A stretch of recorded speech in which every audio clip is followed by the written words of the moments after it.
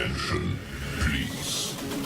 The show starts in 10, 9, 8, 7, 6, 5,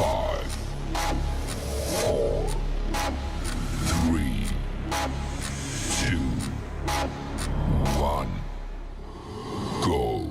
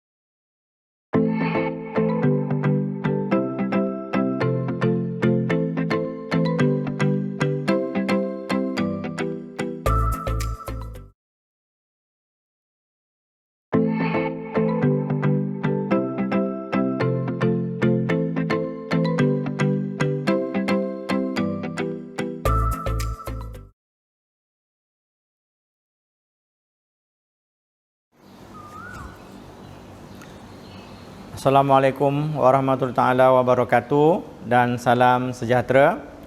Barisan pentadbir SMK Sungai Burong, guru-guru, ibu bapa dan pelajar yang sedang di rumah yang sedang mendengar, murid-murid sekalian, pembentukan bangsa atau masyarakat dapat dibina jika mengamalkan budaya ilmu. Salah satu asas yang penting bagi budaya ilmu ialah amalan membaca. Membaca perlu disemai dan dijadikan amalan setiap anggota masyarakat agar dapat berkembang maju dalam pelbagai bidang seperti pendidikan, ekonomi dan teknologi.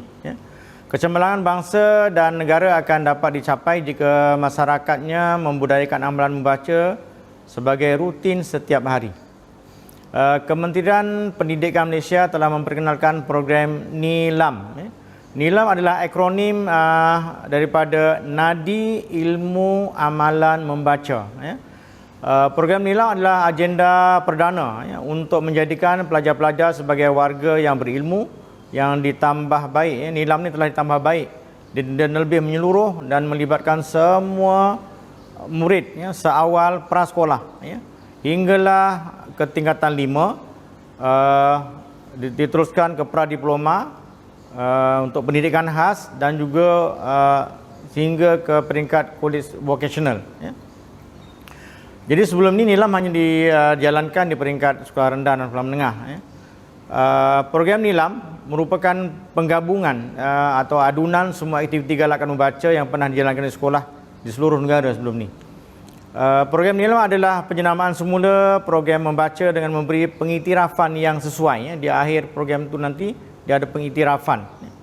Inilah salah satu kaedah untuk menangani masalah yang menghalang penyuburan sifat membaca dalam kalangan warga, sekolah dan masyarakat Malaysia amnya. Objektif NILAM yang ditambah baik kini adalah untuk melestarikan budaya pembacaan yang berkualiti sepanjang hayat dalam kalangan masyarakat. Di samping menjadikan membaca satu tabiat yang berkesinambungan tanpa mengira peringkat usia. Para pelajar dan pendengar yang saya kasihi sekalian, bahan-bahan bacaan kini pelbagai dan meluas serta tidak terikat dengan bahan pada buku berbentuk fizikal sahaja.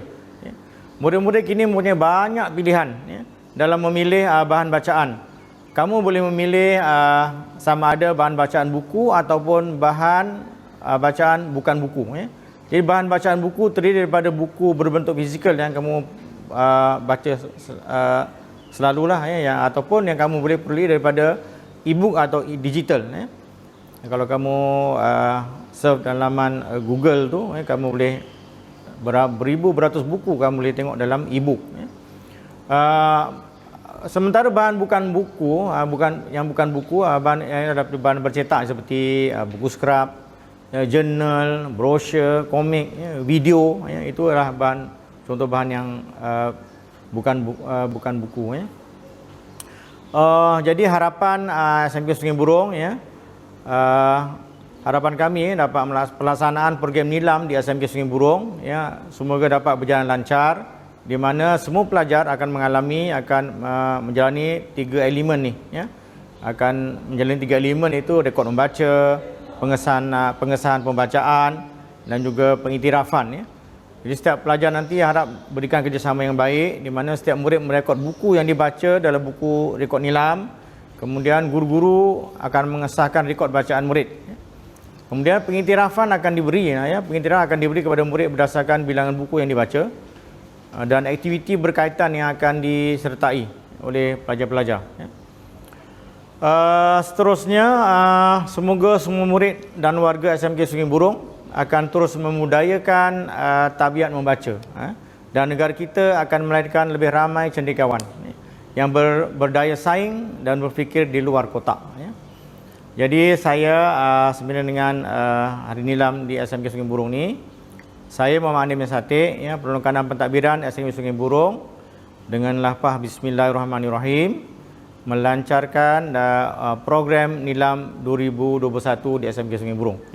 Akhirnya membaca jambatan ilmu, membaca luas pengetahuan, membaca jendela dunia, membaca memerdekakan minda kita. Rajin membaca pasti berjaya. Bangsa membaca, bangsa berjaya. Jadi wabillahi taufik wal hidayah. Assalamualaikum warahmatullahi wabarakatuh.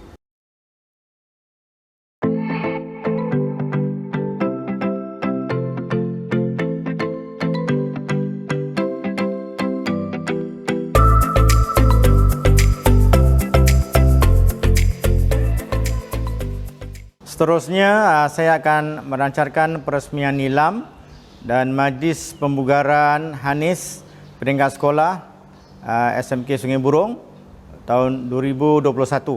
Untuk pengetahuan semua, Hanis adalah singkatan perkataan daripada Hari Nilam Selangor.